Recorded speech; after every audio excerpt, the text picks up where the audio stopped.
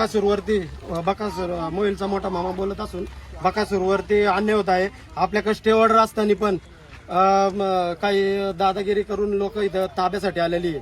आणि हा समाधानी बिल्डर आमचा दिवाळीमध्ये मोठा चुलता वारलाय आमच्या वडिलांना, म्हणून त्याला चुलत्याला मारलेला आहे त्यांनी. आम्ही ती पण कंप्लेंट दाबून धरली. काही गावातली 2-4 एजंट लोक पण याच्यात सामील आहे. त्याला लवकरात लवकर काय असेल ते भेटावं. आज मैदानावरती बैल पाळणार नाहीये, शेवट असून पण ती आपल्याला त्रास देतात.